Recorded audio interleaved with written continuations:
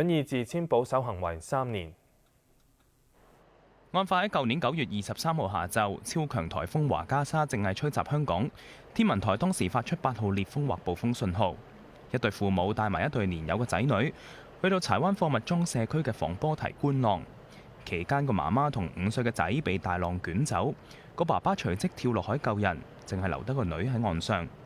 附近嘅一艘舢板駛到救起3人，兩母子獲救之後昏迷，個媽媽一度情況危殆。警方事發之後拘捕父母。41歲嘅爸爸同38歲嘅媽媽各被控1項虐兒罪。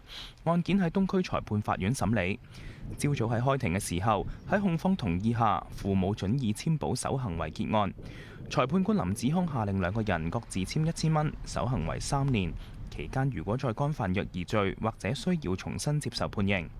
所謂嘅簽保守行為係部分相對較輕微案件嘅處理方式。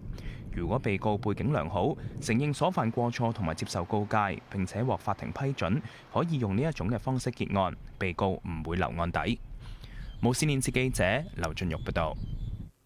轉頭仲會報道，食環署加強打擊冷氣機滴水，會喺多個滴水黑點引入人工智能系統協助偵測。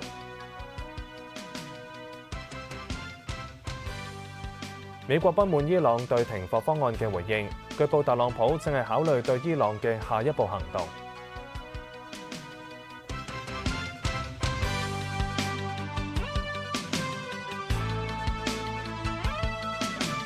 由買樓投資到上車，